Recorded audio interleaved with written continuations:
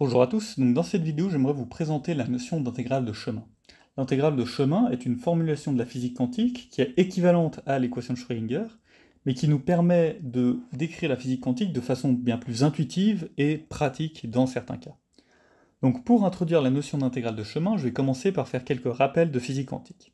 En physique quantique, on décrit les états d'un système via un espace de Hilbert qui est un espace vectoriel, complet, qui a un produit scalaire qui confère une norme à l'espace, etc. L'espace qui va nous intéresser dans cette vidéo, c'est l'espace qui va décrire les probabilités de présence de nos particules. Donc les fonctions de l'espace vectoriel qu'on va utiliser sont des fonctions qui vont décrire une densité de probabilité de présence, en gros.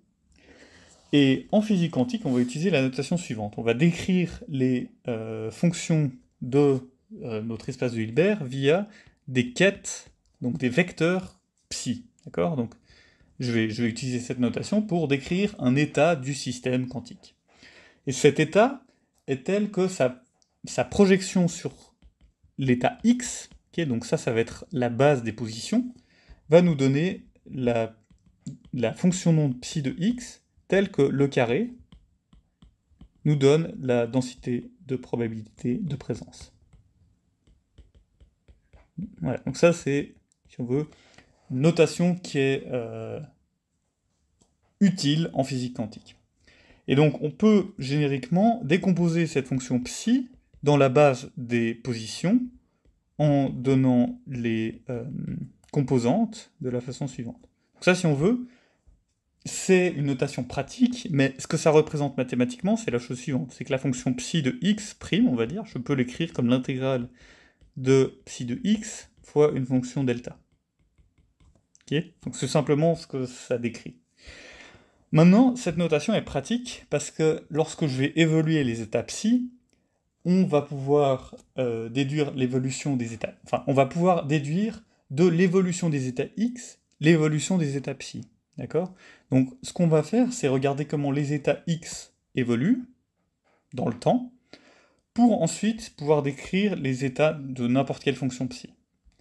Donc, en physique quantique, l'évolution d'un état est décrite par l'équation de Schrödinger, d psi dt est égal à moins i, l'opérateur hamiltonien sur h bar psi, et dans notre cas, l'opérateur hamiltonien, ça va simplement être la quantité de mouvement au carré plus l'énergie potentielle, ou la quantité de mouvement, puisqu'on est en physique quantique, c'est devenu un opérateur, et donc ça va être un opérateur différentiel qui va être moins i h bar, la dérivée par rapport à x.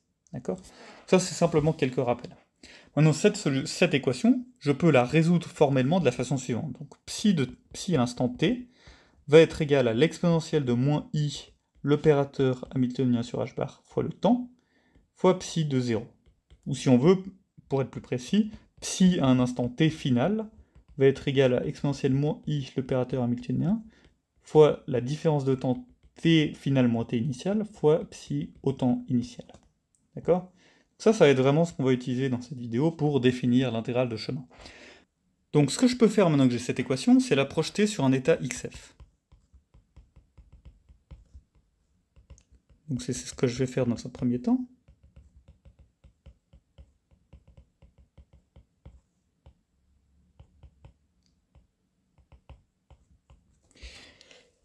Et ce que je peux faire aussi, c'est insérer ici une relation de complétude, d'accord ? Donc qui est que l'identité est égale à dxi, bras xi, quête xi. Okay ? Donc pourquoi ça c'est vrai ? C'est vrai parce que si j'applique ça à un certain psi, un certain état psi quelconque, hein, ça va être psi de xi, je l'ai défini comme ça, et du coup ça va être simplement psi, parce que, rappelez-vous que j'ai écrit psi dans cette base, d'accord ? Donc, en utilisant cette petite technique, je vais pouvoir du coup sortir l'intégrale par la linéarité du produit scalaire, et je vais me retrouver avec l'expression suivante, xi, psi de ti. Maintenant, cet objet, c'est simplement la fonction l'état à l'instant t projeté sur la position xi. Donc ça va être la fonction d'onde à l'instant ti à la position xi. De la même façon, ceci va être la fonction d'onde à l'instant tf à la position xf. Donc on a trouvé que la fonction d'onde à l'instant tf à la position xf égale à l'intégrale sur xi de cet objet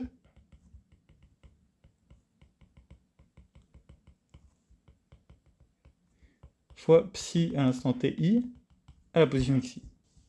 Donc maintenant, ce qu'on va faire, c'est calculer cet objet d'une façon qui ne nécessite pas l'équation de Schrödinger.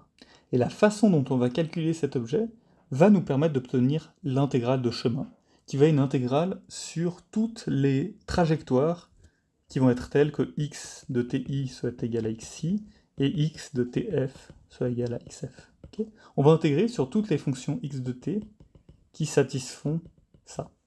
D'accord? Donc ça va être l'interprétation finale. Mais pour y arriver, on va procéder de la façon suivante. Donc ce qu'on va faire, c'est qu'on va prendre cet élément et on va le séparer en plein de petits intervalles. D'accord? Donc on va séparer l'intervalle de temps en n intervalles et ensuite on fera tendre n vers l'infini. Donc on va supposer qu'à l'instant initial, on a ti, à l'instant initial, on a tf. Donc ça, on va faire correspondre un numéro 0 à un numéro n, d'accord, pour l'instant initial et l'instant final, et entre deux, on va séparer en n petits intervalles, d'accord? Donc ici, on va avoir un instant t1, t2, etc., jusqu'à tn-1. Donc en faisant de cette façon, on peut écrire cet élément comme le produit de n opérateurs qui vont chacun être simplement tf moins ti sur n,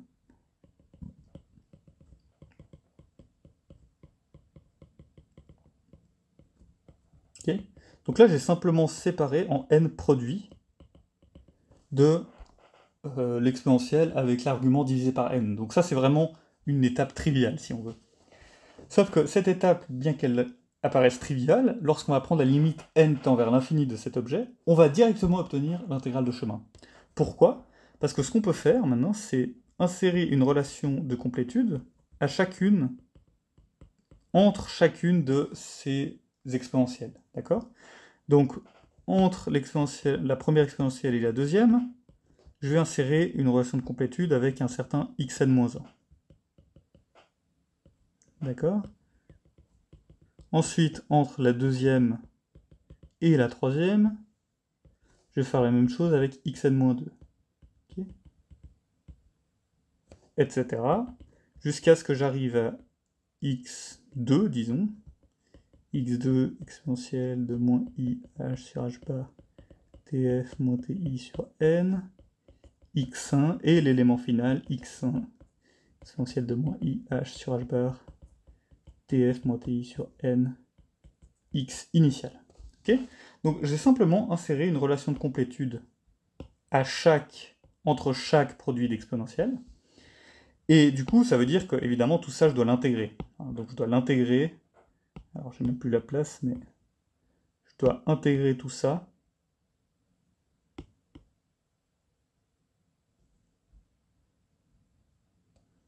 par rapport au produit des x1 jusqu'à des xn-1. D'accord? Donc j'ai simplement inséré n-1 relation de complétude. Et donc je peux l'écrire ça de façon beaucoup plus compacte, parce que cette équation est un peu trop compliquée. Donc comme le produit des intégrales entre i égale 1 et n-1, okay, donc ça c'est simplement pour noter ça, du produit de tous ces éléments, de tous ces éléments de matrice, si on veut. Donc ça c'est le produit de i égale 1 jusqu'à n, de xn, de x, alors je vais peut-être pas utiliser i vu que je l'ai utilisé juste avant, on va dire xj, exponentielle de moins i h sur h bar. Donc ça, je vais l'appeler epsilon pour que les équations soient plus simples à écrire, mais rappelez-vous que epsilon dépend de n, fois xj-1. Okay, donc ça, c'est juste une notation pour écrire ça de façon plus compacte, où évidemment xn est égal à xf, xn minuscule, et x0 est égal à x initial. Voilà. Donc, tout ce que j'ai fait, c'est de séparer l'exponentielle et introduire des relations de complétude entre chaque exponentielle. Maintenant, cette relation, elle est vraie pour tout n. Ok, disons que j'ai divisé en n intervalles, mais n est quelconque. Donc je peux prendre la limite lorsque n tend vers l'infini, et le résultat est censé toujours être valable. Donc maintenant qu'on va prendre la limite n tend vers l'infini, ces éléments vont avoir un temps extrêmement petit. Et donc, dans la limite d'un temps extrêmement petit, comme on va voir, on peut calculer cet élément beaucoup plus facilement. Donc essayons de calculer cet élément de matrice. Donc, essayons de calculer ça. Donc ce qu'on va calculer, ça va être génériquement entre un certain x' et un certain x. Ça va nous permettre de calculer pour x et x j-1. Donc, ce que je peux premièrement faire, c'est insérer une relation de complétude pour la quantité de mouvement. Okay, donc j'utilise les états de quantité de mouvement définis pour en faire une relation de complétude. Et maintenant, rappelez-vous que ces états sont tels que P projeté sur x est égal à I Px sur h bar divisé par racine de 2pi h bar, et que l'hamiltonien est P carré sur 2m plus V de x le potentiel, okay, où chacun de P et x sont des opérateurs. Donc, je peux réécrire ça comme donc x projeté sur P projeté, non pardon, P projeté sur x', ça nous donne EI Px' sur h bar, divisé par la racine de 2pi h bar, fois P exponentielle de moins I, P carré sur 2m h bar et moins I V de x sur h bar epsilon. Okay. Donc maintenant, ce qu'on aimerait faire, c'est utiliser le fait que x est un état propre de l'opérateur x, et que P est un opérateur de l'opérateur P. Peut-être que je devrais rajouter des chapeaux ici, pour faire la distinction. Okay. Mais le problème, c'est que ces deux exposants sont dans la même exponentielle. D'accord ? On ne peut pas séparer les exponentielles, parce que exponentielle de a plus b n'est en général pas égale à exponentielle de a fois exponentielle de b. Okay ? Et en l'occurrence, l'opérateur p et l'opérateur x ne commutent pas. D'accord ? On a dû utiliser des relations de commutation qui ne sont non nulles entre x et p. Donc en général, on a une formule qui est la suivante, qui nous permet de, en fait, séparer quand même les exponentielles. Simplement, on doit multiplier par une infinité de termes. Mais l'idée, c'est que si ici j'ai epsilon, je vais ensuite avoir des termes d'ordre epsilon carré, epsilon cube. D'accord ? Donc en gros, ce que je peux faire, c'est séparer les exponentielles quand même. 2pi h bar, p exponentielle moins I p carré sur 2m h bar epsilon, exponentielle moins I V de x sur h bar epsilon, piqué à x. Donc j'ai quand même séparé les exponentielles, mais je dois rajouter des termes d'ordre epsilon carré. Okay, donc là c'est simplement pour dire que ces termes, si je les écrivais en série de Taylor, ils auraient un terme qui commence en epsilon carré. D'accord ? Et donc maintenant, ça, je peux le calculer directement, vu que je suis dans une base de P, enfin, je prends l'élément avec base de P, et cet élément avec une base de X. Donc, je peux sortir, vu que c'est des états propres, la valeur propre.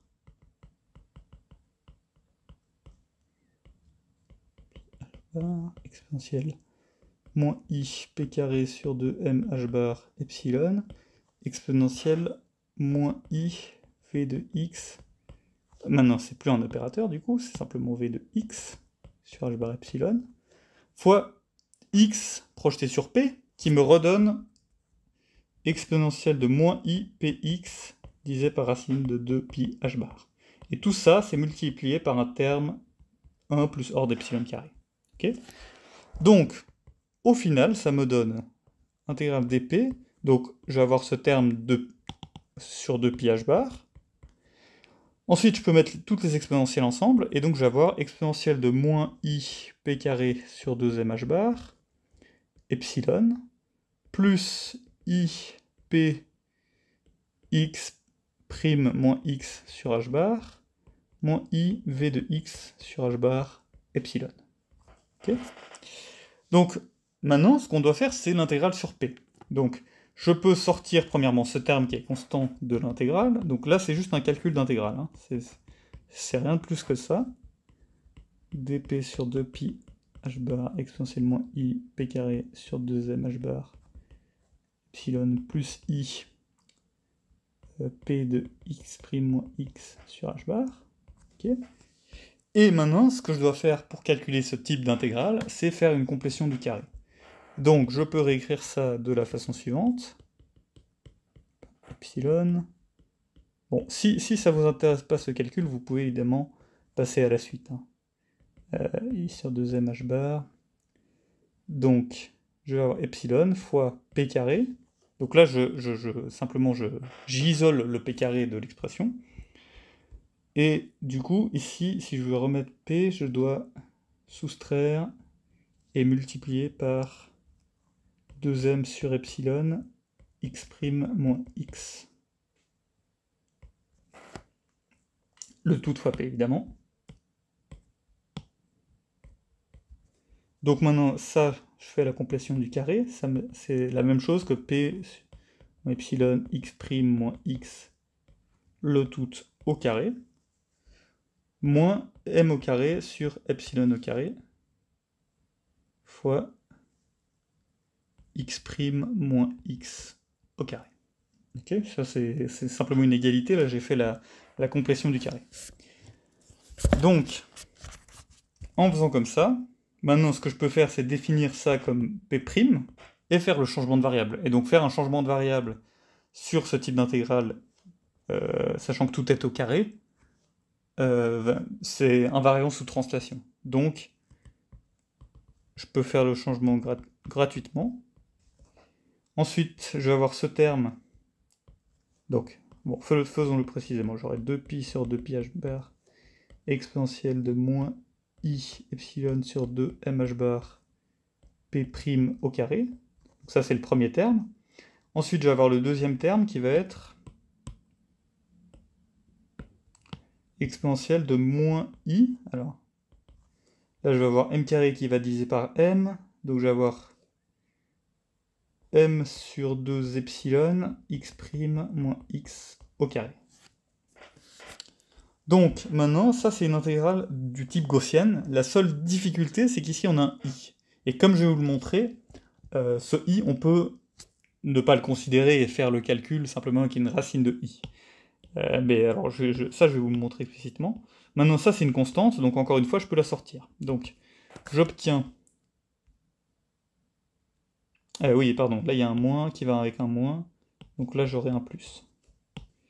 Donc, maintenant, ce que je peux faire, c'est sortir ce terme. Je vais avoir exponentielle i, et puis aussi un h bar qui manque. Donc, i sur h bar de m sur 2 epsilon x' moins x au carré, moins v de x epsilon, fois cette intégrale.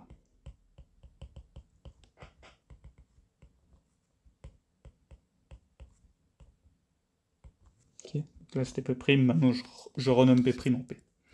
Cette intégrale, je peux la calculer, parce que, calculons l'intégrale genre dx exponentielle moins i à x carré. Ça, c'est vraiment l'intégrale qui nous intéresse. Et on aimerait la relier à l'intégrale dx exponentielle moins ax carré, que j'ai calculé dans une autre vidéo, et qui est racine de pi sur a. Ok, donc j'avais calculé exponentielle moins x carré, en faisant un simple changement de variable, on obtient le sur racine de a.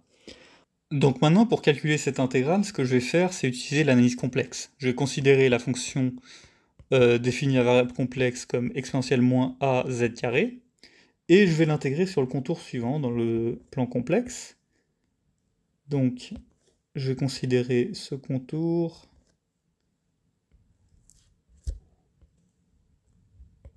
où j'intègre dans cette direction.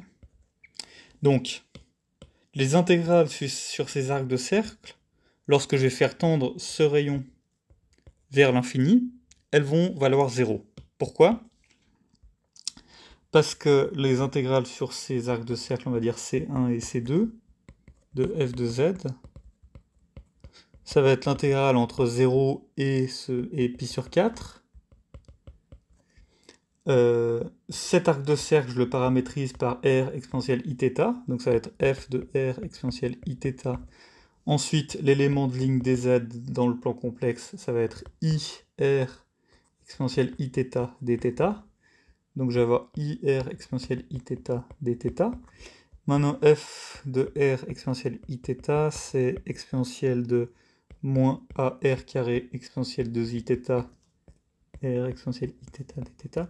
Et ça, lorsque r tend vers l'infini, ça vaut 0.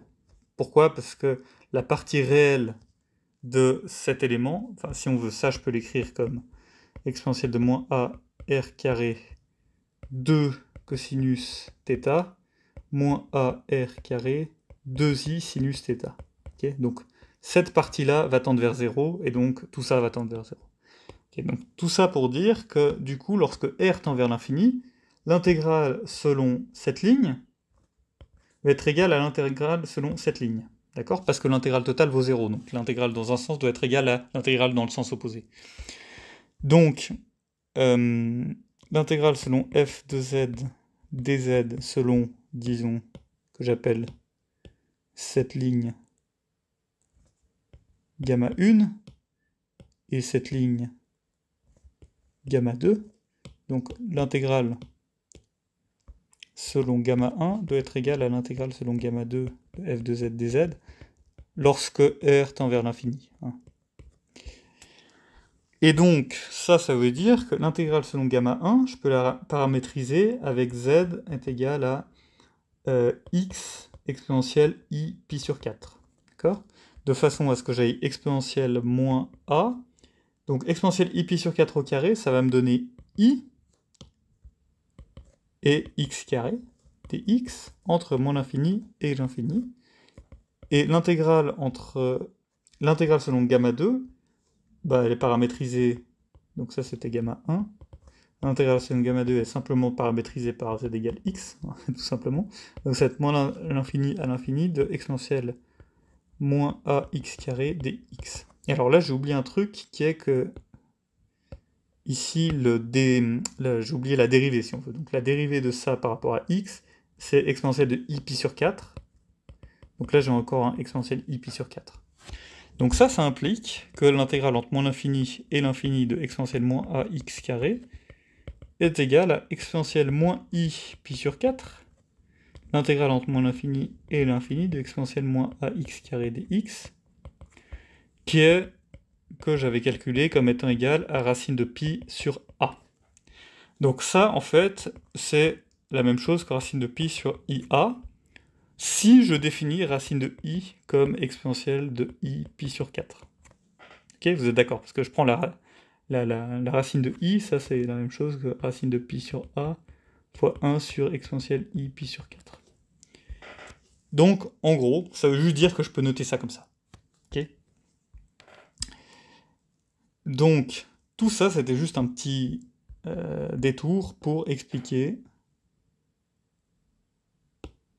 pourquoi cette intégrale me donne 1 sur 2 pi h bar, racine de pi sur cet exposant qui est i et epsilon, et du coup 2mh bar divisé par 2mh bar, donc qui va revenir au numérateur.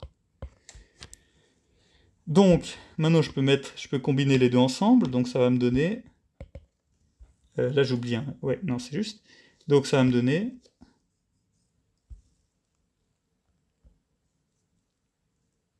Le 2 pi h bar, je peux le mettre dans la racine, donc ça va me donner m sur 2 pi h bar i epsilon. Ok, donc voilà, on a fini finalement le calcul, on a dit que x' exponentielle de moins i h epsilon sur h bar, x, est égal, pour epsilon suffisamment petit, à exponentielle de i sur h bar, m sur 2 epsilon, x' moins x au carré, moins v de x fois epsilon, le tout fois racine de m sur 2 pi h bar i epsilon. Maintenant, rappelez-vous que ce terme n'est qu'une approximation au premier ordre, dans le sens où j'avais une expression pour le commutateur qui incluait des termes d'ordre supérieur, epsilon carré, epsilon cube, etc. Donc, je vais devoir inclure ces termes, donc je les avais déjà inclus ici, et je les avais oubliés dans la suite du calcul. Mais en gros, ici, lorsque je vais avoir une intégrale du style dp, dp', pardon, alors, lorsque j'avais cette intégrale,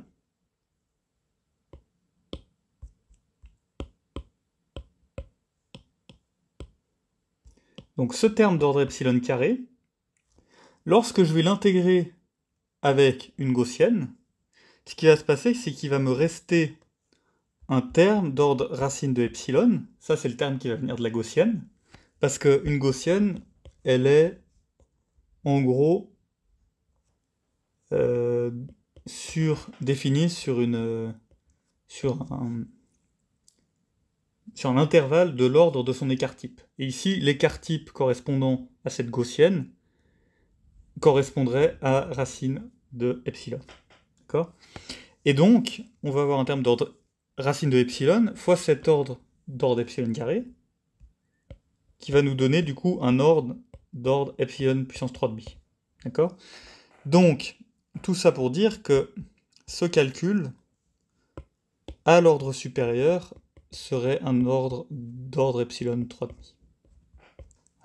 Et ça c'est important, parce que maintenant le fait que cet exposant soit plus grand que 1, va faire que dans le calcul, on va pouvoir ignorer tous ces termes. D'accord ? Donc on va pouvoir ignorer cet ordre epsilon carré, epsilon à la puissance 3,5, comme on va le voir dans la suite du calcul. Donc maintenant, on va tout mettre ensemble, parce que rappelez-vous que ce qu'on voulait calculer de base, c'était cet élément, c'était xf exponentiellement i sur h bar, etc. Et on avait séparé en n intervalles, etc. Et donc on voulait calculer ça. Maintenant on a fini le calcul, on a trouvé ce que c'était. Donc je vais pouvoir remettre ça. Donc xf, donc notre élément, notre propagateur comme on l'appelle, exponentielle moins i h sur h bar tf moins ti xi était égal à ça. Et donc ça nous donne la limite lorsque n tend vers l'infini de, alors on va avoir n fois ce terme, d'accord? Vous êtes d'accord? Parce que là on a un produit n fois, donc on va avoir m sur 2 pi h bar i epsilon à la puissance n sur 2. Ensuite on va avoir n fois ce terme là aussi, donc on va avoir n fois un terme, bon, un terme d'ordre epsilon. Bon, il faut que je laisse dans l'intégrale parce qu'en général ces termes peuvent dépendre de x, hein. Donc on peut pour l'instant rien sortir d'autre de l'intégrale, donc on va voir ça. Et maintenant, ce produit-là, donc il va me donner n fois ce produit, mais également n fois ce produit avec chacun xj moins 1 xj à la place de x et x'. Donc en utilisant la propriété des exponentielles, qui est que le produit des exponentielles, je peux mettre les exposants ensemble comme somme. Donc je vais avoir exponentielle de i sur h bar, la somme de j égale 1 jusqu'à n de m sur 2 epsilon xj moins xj moins 1 au carré moins v de xj moins 1 epsilon, le tout fois justement ces termes d'ordre epsilon 1 plus ordre de epsilon 3,5 à la puissance n. Donc maintenant regardons cette équation et traitons les termes un par un. Premièrement, ce terme, qui est les ordres supérieurs, eh ben, on va voir qu'en fait, lorsqu'on va prendre la limite n tend vers l'infini, ils vont disparaître. Donc c'est pour ça qu'on peut se limiter seulement au premier ordre et qu'on n'a pas besoin de regarder aux ordres suivants. Donc pourquoi ? Ben, ça, en fait, c'est un résultat assez général des mathématiques, qui est que la limite, lorsque n tend vers l'infini, de 1 plus 1 sur n à la puissance a de tout à la puissance n, vaut 1 lorsque a est plus grand que 1, et elle vaut l'infini lorsque a est plus petit que 1 et positif. Donc, pourquoi ça c'est vrai? C'est vrai parce que, intuitivement, donc je vais pas en faire la démonstration, mais intuitivement, ce qui se passe dans ces limites, c'est que si je prenais ici un terme m constant, d'accord, Bah, la limite lorsque n tend vers l'infini de ce qu'il y a à l'intérieur, ça vaut 1. Et donc on obtient 1. A l'inverse, si j'avais ici un m constant, et que je prenais la limite lorsque n tend vers l'infini de ça, bah j'ai un terme plus grand que 1 à une puissance infinie, ça me donne l'infini. Donc on va avoir la compétition entre cette limite à l'intérieur qui va tendre vers 1, et cette limite à l'extérieur qui va tendre vers l'infini. Et donc, lorsque a vaut 1, c'est le cas précis où on a la définition du nombre e, où on a une balance parfaite entre ce terme et ce terme. Mais dans tous les autres cas, on va obtenir soit 1 lorsque ce terme est beaucoup plus fort que celui-là, ou soit l'infini lorsque ce terme est bien moins fort que celui-là. Okay.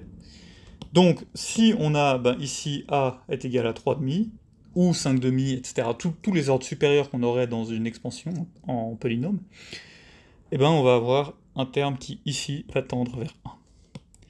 Maintenant, si on regarde l'exposant de notre exponentielle, donc cette somme aussi, elle est très très intéressante, parce que la limite, lorsque n tend vers l'infini de cette somme, je peux vraiment en faire une interprétation physique, comme on va le voir. Donc, ce que je peux faire déjà, c'est tout factoriser par epsilon.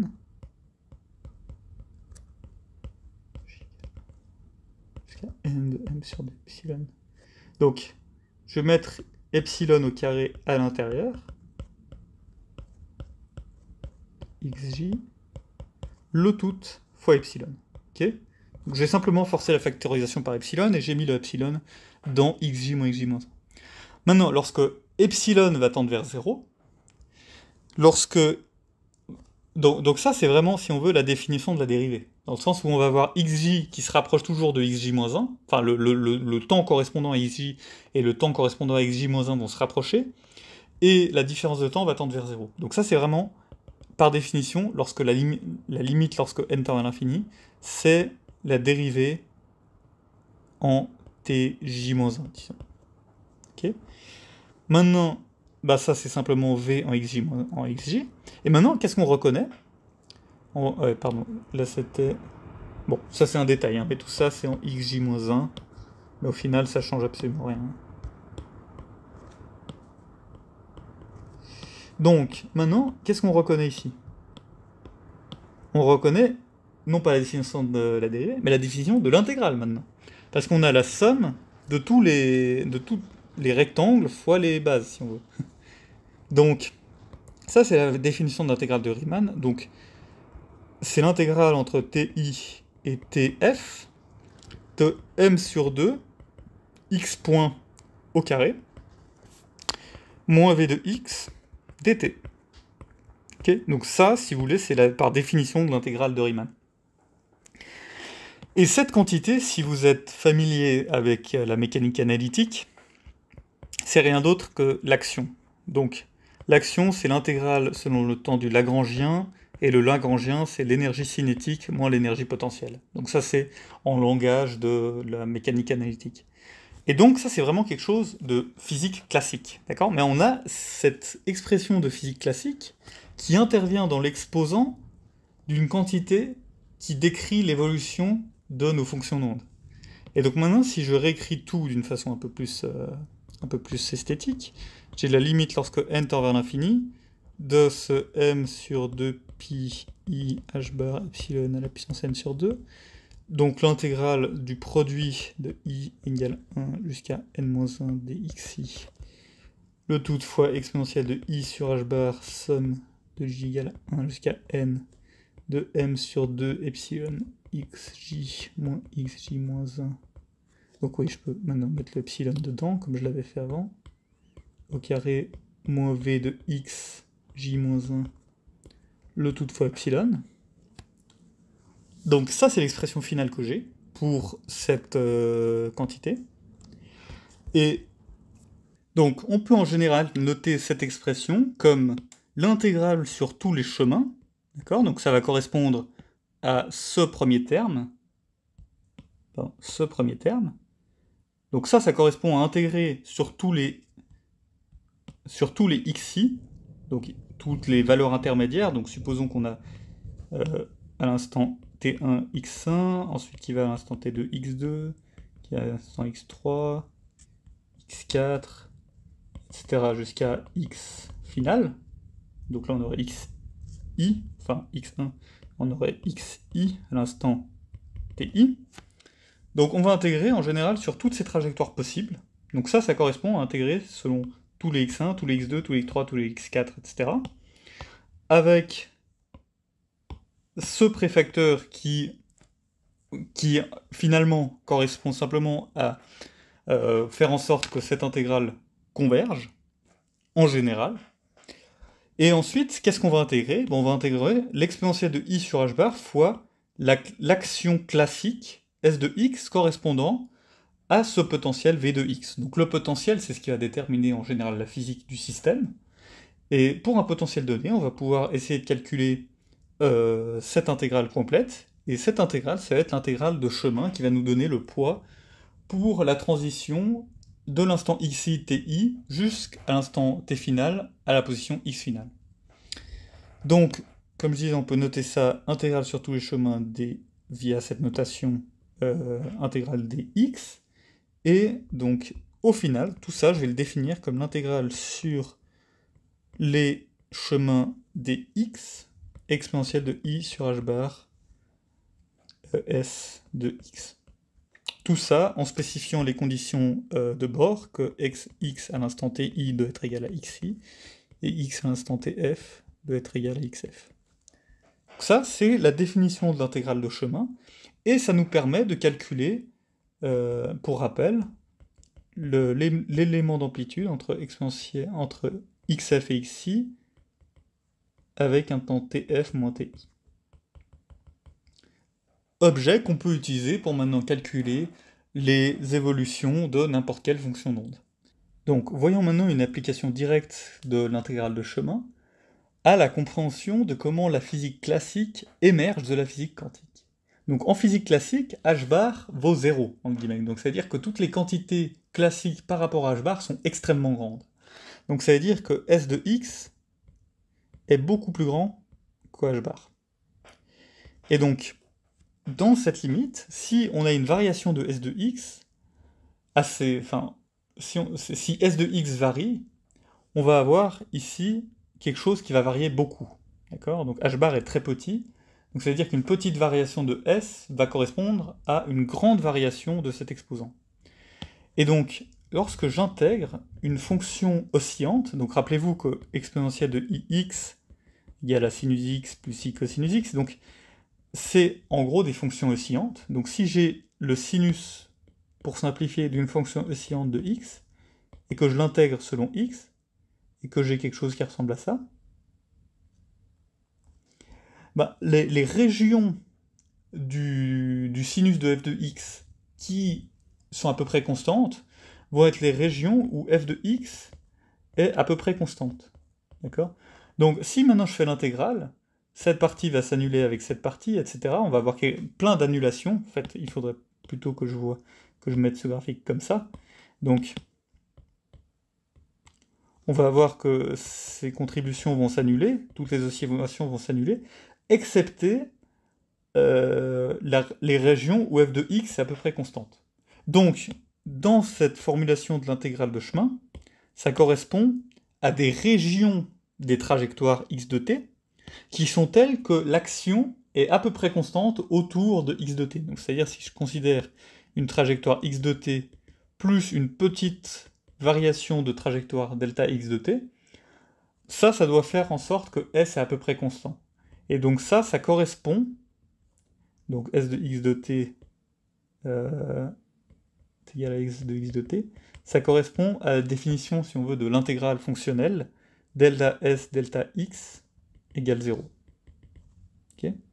Et les solutions de ces équations qui extrémalisent l'action donnent les équations de mouvement. Okay, ça, c'est les équations de Euler-Lagrange, si vous connaissez la mécanique analytique. Et donc ça, c'est comment on résout la physique classique en mécanique analytique. Donc, les régions qui vont dominer cette intégrale sont celles correspondant à des trajectoires classiques. Et ensuite, les corrections à cette trajectoire classique vont être les déviations quantiques de ces trajectoires qui vont toujours contribuer aux intégrales. Là, c'était qu'une approximation, ce que je disais. Sont dominées par les régions où S est constante, mais pour des trajectoires qui sont en dehors de cette région, on va quand même avoir des contributions qui vont simplement être moindres par rapport aux trajectoires classiques. Et donc ça nous permet de comprendre les fluctuations quantiques par rapport aux trajectoires classiques et pourquoi la physique classique émerge de la physique quantique. Donc j'espère que cette vidéo vous a plu. Si ça vous intéresse, dans une prochaine vidéo, je pourrais vous présenter comment calculer explicitement ces intégrales de chemin pour des potentiels donnés, donc par exemple le cas de la particule libre, qui est au final le cas le plus compliqué, mais une fois qu'on a fait ce calcul, on peut trouver des cas plus compliqués, comme celui-ci, et on peut même calculer d'autres cas, par exemple un potentiel gravitationnel, enfin on peut le faire dans plein de cas. Donc voilà, donc j'espère que cette vidéo vous a plu, et si vous avez des questions, n'hésitez pas à les poser dans l'espace commentaire.